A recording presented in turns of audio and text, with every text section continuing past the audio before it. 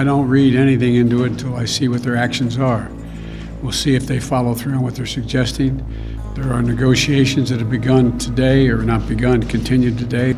Had a meeting with the heads of state of our 4 allies in NATO, France, Germany, the United States, and Great Britain. And there seems to be a consensus that let's just see what they have to offer. There is what Russia says, and there is what Russia does. We're focused on the latter. And what Russia is doing is the continued brutalization of Ukraine and its people.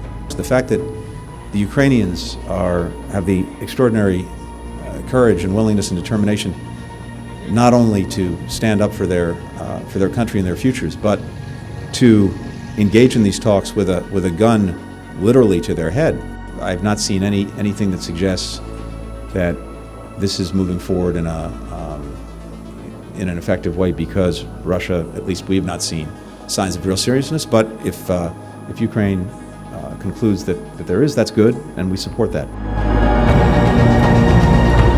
Можна називати позитивними ті сигнали, які ми чуємо з переговорного майданчику.